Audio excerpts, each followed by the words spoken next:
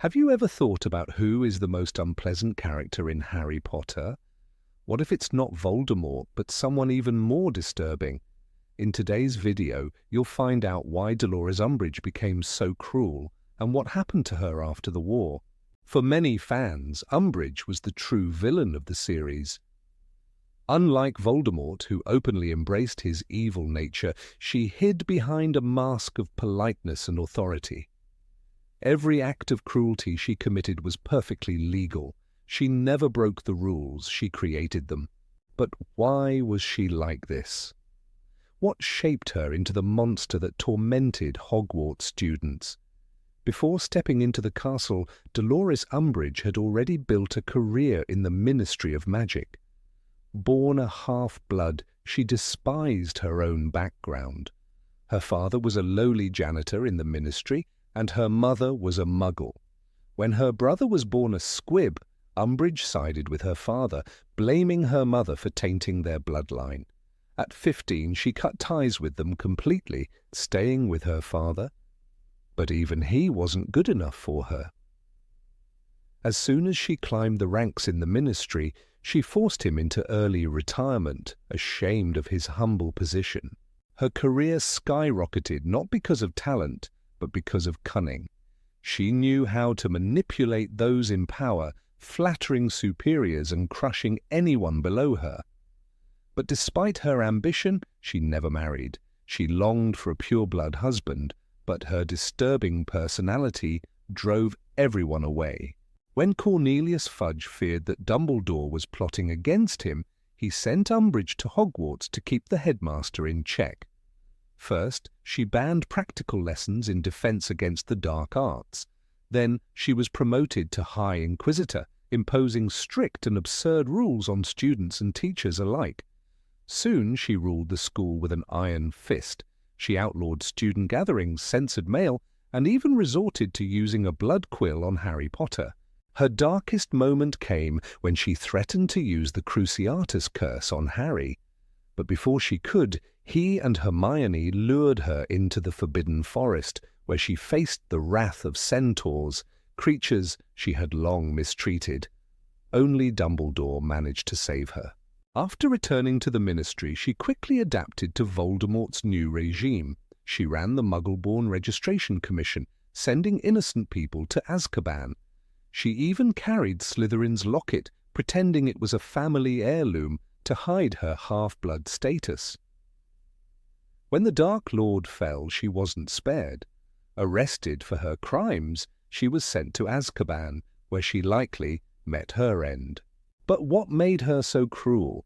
Her cold upbringing, her obsession with power, or was she simply born that way?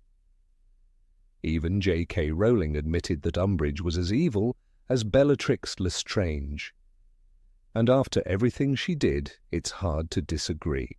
The fall of Dolores Umbridge was not the end of corruption in the Ministry of Magic. Many officials, hidden behind the shield of laws and regulations, continued their work in the shadows. They used their influence not to serve justice, but to serve themselves. The ministry had always been a place where power meant survival, and for some, the war was just an opportunity to rise higher. One such figure was Piers Thicknesset. At first glance, he was a victim. Under the Imperious Curse, he became the puppet of Voldemort's followers and acted as Minister of Magic during the Dark Lord's reign. But when the war ended, questions remained. How much of his loyalty was real? Had he truly been controlled the entire time? His quick return to the ministry's structure after Voldemort's fall suggests that he was not as innocent as he claimed. Albert Runcorn, an official from the Department of Magical Law Enforcement, was another name that caused unease. He was one of the enforcers of the Muggle-born Registration Commission. Harry, disguised as Runcorn through Polyjuice Potion, saw firsthand how feared he was. People trembled in his presence, knowing a single word from him could send them to Azkaban.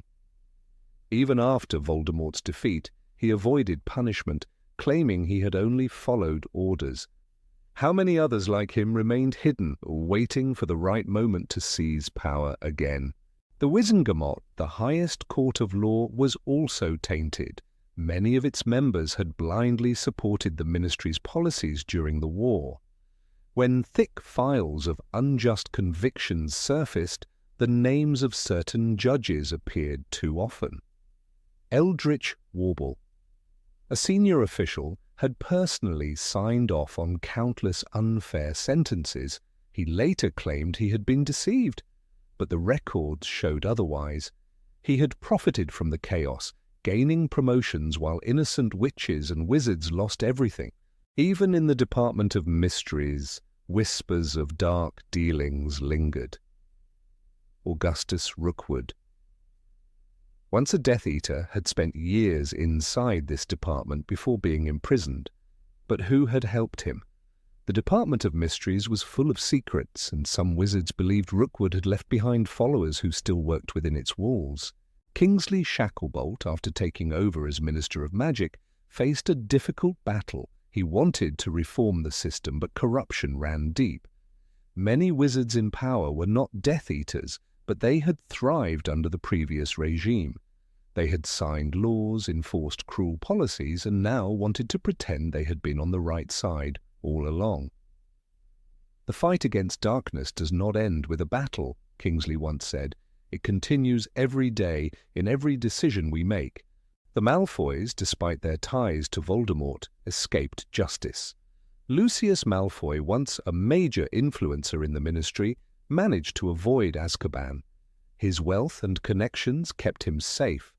While others paid the price, he walked free, ensuring his family remained part of the wizarding elite. This angered many who had suffered under the ministry's rule. If true justice had been served, would the Malfoys have been able to maintain their power? Another mystery was Damocles Rowell, a former head of magical law enforcement. He had a reputation for being ruthless even before Voldemort's rise. During the war, he disappeared from public view. After the Dark Lord's defeat, he returned as if nothing had happened. Where had he been? Some suspected he had worked in secret, making sure the ministry remained just as oppressive, no matter who ruled. As the dust settled, the Ministry of Magic attempted to rebuild. But justice was selective. Many who had supported the old system walked free. Some continued to work in the very offices where they had once enforced Voldemort's laws. A handful of trials were held, but too many crimes went unpunished. The ministry promised change, but in the shadows, power shifted hands, not ideals. History repeated itself. Corruption did not die with Voldemort. The war had changed many things, but the Ministry of Magic remained what it had always been, a place where influence mattered more than truth. Kingsley